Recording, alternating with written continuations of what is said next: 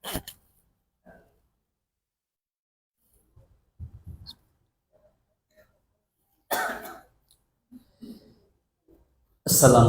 warahmatullahi wabarakatuh.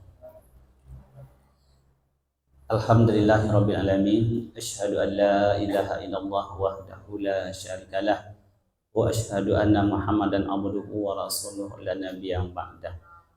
Qala Allahu ta'ala fi kitabil karim, a'udzu billahi minasyaitonir rajim. Bismillahirrahmanirrahim. Innal insana khuliqa halu'a.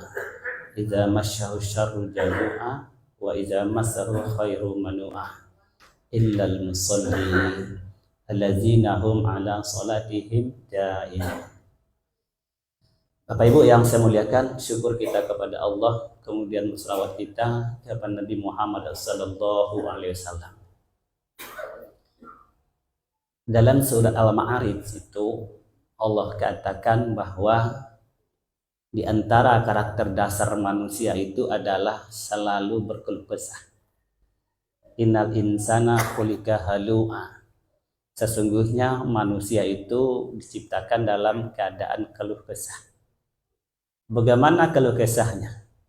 Iza masyahu syarru jazu'a wa iza masahul khairu manu'a. Ketika dia ditimpa hal-hal yang pahit, dalam keadaan tidak baik, maka dia berkeluh kesah, ya.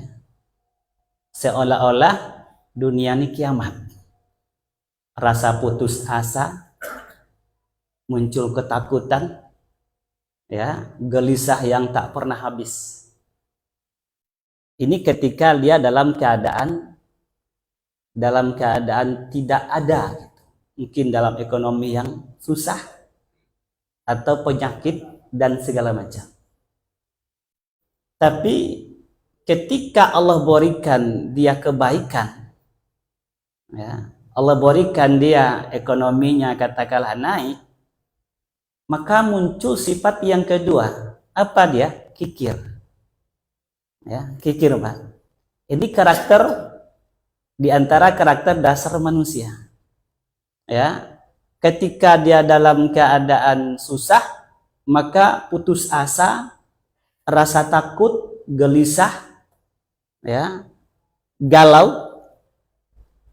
Ketika dia mendapatkan sesuatu yang dia inginkan, muncul sifat kikir, pelit bin kedekut.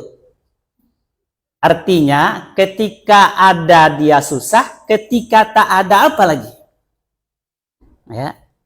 Ketika ada dia susah, apalagi ketika tidak ada. Dalam artian, berarti hidupnya susah terus-menerus. Nah, siapa yang tidak masuk dalam kategori ini? Kata Allah, illal musallin. Kecuali orang-orang yang sholat. Bapak Ibu, sekarang bulan Rajab, pembicaraan kita kada terus biasanya Isra Mi'raj intinya adalah sholat. Ada satu ungkapan yang sering kita baca, baik kayak di jam digital itu, di situ ada tulisan kadang-kadang, kalau nak ingin perbaiki hidupmu, maka perbaiki sholatmu. Ya. Jadi andaikan ada di antara kita atau saudara kita atau siapa saja yang dapat penyakit tadi, ya, penyakit apa? Ketika ada dia susah, ketika tidak ada malah apalagi lebih susah. Apa jalan solusinya? Maka perbaiki sholat. Kenapa dikatakan perbaiki sholat? Ya, karena Nabi katakan miftahul jannah as-sholah. Kunci jannah itu adalah sholat. Kunci surga itu adalah sholat. Apa itu jannah? Allah katakan waliman khafa maqama rabbih jannatan. Bagi orang yang takut kepada Allah, Allah berikan dia 2 surga. Nah, di antara 2 surga itu, di antara tafsirnya ulama katakan di akhirat ada surga, di dunia ada surga. Di akhirat benaran luar biasa nikmat yang tiada terhingga. Di dunia apa? Di dunia lambang surga. Apa lambang surga di dunia? Penuh kebaikan, penuh kenikmatan, penuh kedamaian, penuh kebahagiaan, penuh ketenteraman. Itulah surga dunia. Ya, saya ulangi, lambang surga itu apa? Penuh kebaikan, penuh kedamaian, penuh ketenteraman, penuh kebahagiaan. Nah, karakter dasar tadi itu apa? Susah. Ada tak ada dia susah. Sedangkan jannah itu adalah milik orang yang sholat. Kenapa? Kunci jannah itu adalah sholat. Bagaimana sholat itu mendatangkan kebaikan, menghilangkan semacam kegalauan, kesusahan tadi? Bapak Ibu yang saya muliakan, coba kita perhatikan sholat ini. Dalam sholat ini ada 3 kategori rukun sholat. 1 rukun qalbi, 2 rukun qauli, 3 rukun fi'li. Ya. Rukun qalbi, rukun dalam hati. Ya, niat. Rukun qauli, rukun yang dibaca, lisan. Ya, mana rukun qauli? Takbir, bukan angkat tangannya, baca Allahu Akbarnya, itu rukun qauli. Mana rukun qauli? Al-Fatihah, tahiyat akhir dan salam. Itu rukun yang dibaca. Ada rukun fi'li. Apa rukun fi'li? Perbuatan. Berdiri, ya, rukuk, sujud, tokmaninah. Ya. Dalam artian apa? Ketika rukun kolbinya betul, niat hanya karena Allah. Bapak Ibu yang saya muliakan, sumber penyakit ini lebih banyak datangnya dari dalam hati, Pak. Ya. Sumber penyakit ini lebih banyak datangnya daripada dalam hati. Bukankah Nabi mengatakan sesungguhnya innal fil jasadil mudghah, di dalam hati itu terdapat segumpal daging. Ketika daging itu baik, ya, maka baiklah seluruh anggota tubuhnya. Ketika daging itu jelek, maka rusaklah seluruh anggota tubuhnya. Ala iyal qalb, ketahuilah dia itu adalah hati. Hadirin berbahagia, rukun qalbi, ketika hati orang ini bersih, ya, maka yang namanya kesusahan pikiran tak akan ada, Pak. Kenapa orang gelisah? Karena hatinya ini yang berpenyakit. Ya, maka rukun qalbi itu semuanya adalah karena Allah. Ya, salat kita ini hanya karena Allah gitu. Tidak ada yang lain. Hidup kita ini hanyalah untuk Allah gitu. Inna sholati wa nusuki wa mahyaya wa mamati lillahi rabbil alamin. Salatku, ibadahku, hidup dan matiku adalah untuk Allah. Maka salat itu membersihkan hati. Ya. Kemudian ada namanya rukun qauli, lisan, perkataan. Hadirin berbahagia, bukankah dengan lisan ini orang bisa berperang?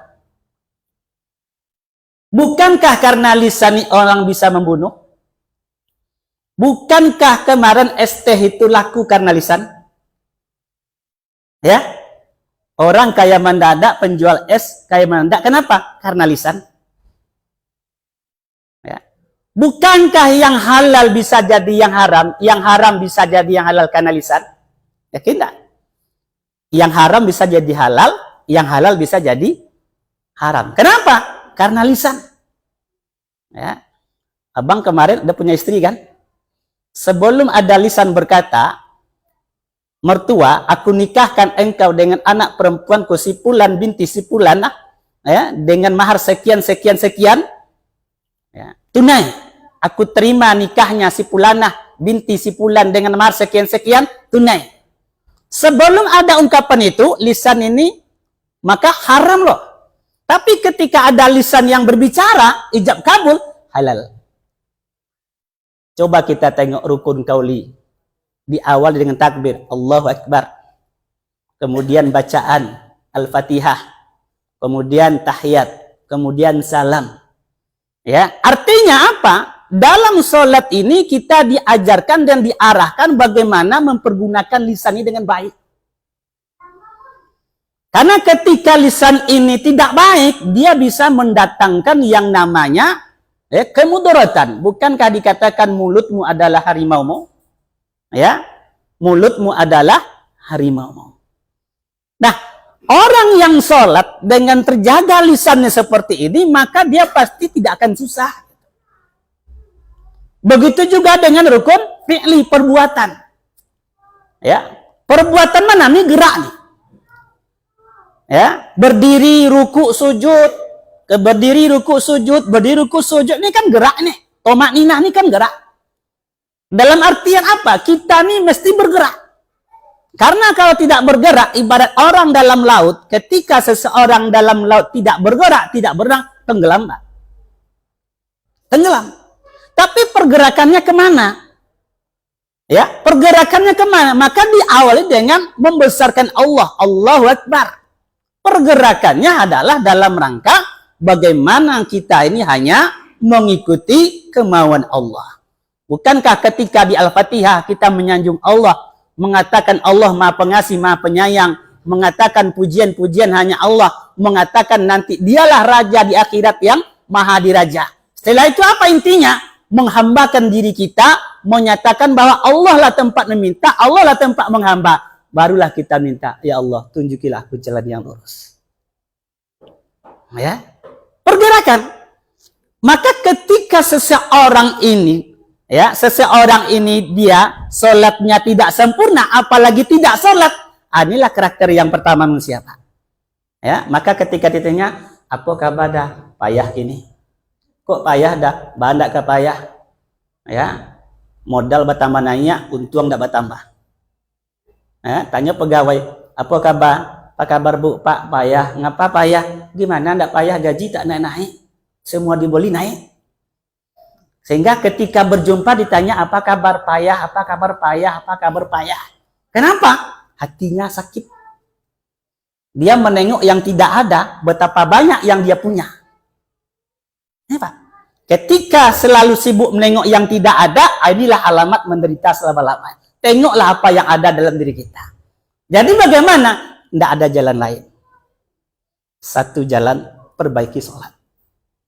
Ya, perbaiki betul-betullah sholat sebagaimana diinginkan, maka penyakit dasar itu akan hilang.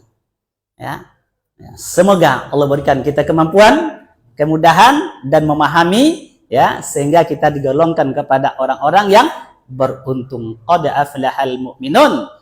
Beruntunglah orang-orang beriman. Siapa? Yang sholatnya adalah khusyuk. Subhanaka wa bihamdik, asyhadu an la ilaha illa anta, astaghfiruka wa atubu ilaik. Assalamualaikum warahmatullahi wabarakatuh.